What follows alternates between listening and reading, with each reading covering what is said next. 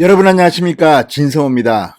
윤석열 전 검찰총장의 대권 후보 지지율이 드디어 40%를 돌파했습니다.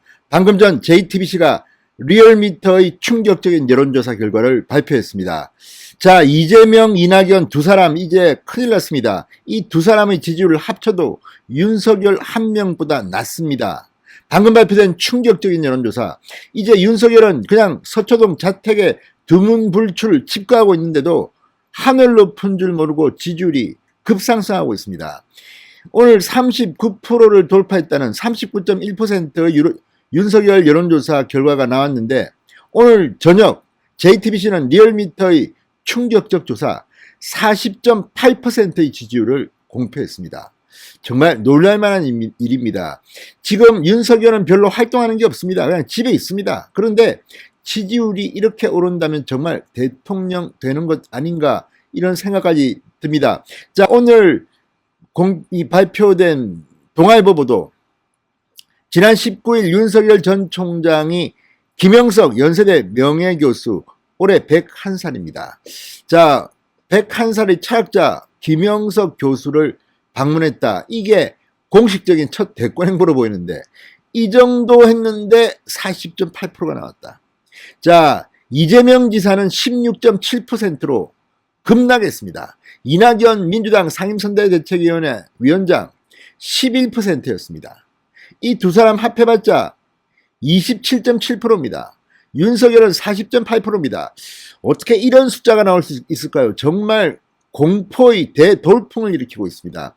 자, 지금 서울시장, 부산시장 보궐선거 때문에 윤석열 잘 가려서 보이지 않지만 그동안에 이렇게 무럭무럭 윤석열의 지지율은 자라나고 있는 것 같습니다.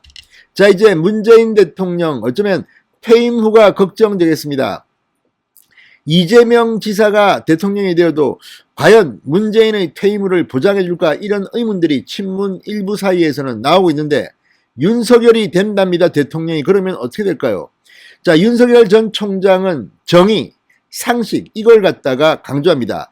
김영석 교수와의 대화에서도 정의와 상식이라는 단어가 가장 많이 나왔던 것으로 알려지고 있습니다.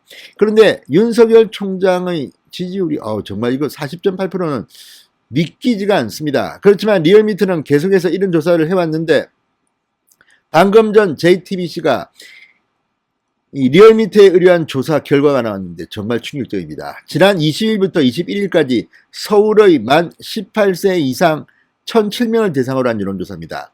자, 어쨌든 전국 조사는 아니기 때문에 이 전국 지지도라고는 할 수 없습니다. 그렇지만 서울은 대한민국 국민들의 표심이 그냥 반영된 곳입니다.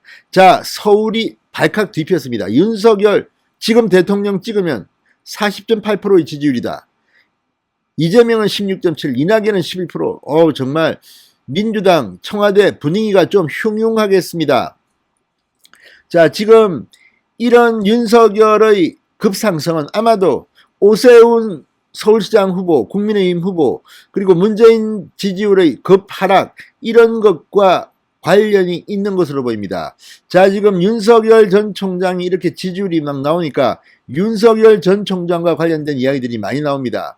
그 중에는 재미있는 것도 좀 있습니다. 이게 뭐 될지는 모르지만 지금 뭐 다 함께 자유당을 창당한다. 이거는 더불어민주당과 과거 자유한국당을 벤치마킹한 것 같은데, 윤석열 전 총장과는 아무 관련이 없는 것 같습니다. 그런데도 다 함께 자유당 창당설이 나오고 있고, 윤석열 위인전 만화가 나온다는 그런 이야기도 있습니다. 자, 그만큼 지금 윤석열 총장의 지지세는 거침없이 하이킥입니다. 그냥 쭉쭉 치고 올라오고 있습니다. 자, 이쯤 되면 자, 이렇게 윤석열 총장의 지지율이 오른 데는 제가 볼 때는 공신이 또 한 명 있습니다. 그전에는 추미애가 공신이었는데 이번에는 이해찬 전 대표가 공신인 것 같습니다. 이해찬 전 대표 얼마 전 KBS 주진우 라이브에 나와서 이렇게 말했습니다. 대선 후보가 되려면 발광체가 되어야 되거든요. 스스로 뿌리를 내려서 생명력 있는 발광체가 돼야 호소력도 생기고 국민들한테 동의받는 그런 힘이 나오는 건데, 반사체가 돼가지고는 그걸 못 끌어갑니다. 윤석열은 반사체라서 실패할 거다. 자체 발광이 없다. 이렇게 비판했는데, 이렇게 이해찬 전 대표가 윤석열을 비판할수록, 추미애 전 장관이 윤석열을 비판할수록 윤석열은 무럭무럭 자라고 있는 것 같습니다.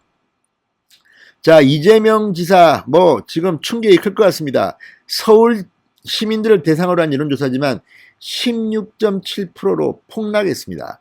두 사람 합쳐도, 이낙연 합쳐도 윤석열 근처도 못 갑니다. 아, 이거 큰일 났습니다. 이 사람들. 이만큼 지금 국민들은, 문재인 정권 사람들은 싫어하는 것 같습니다.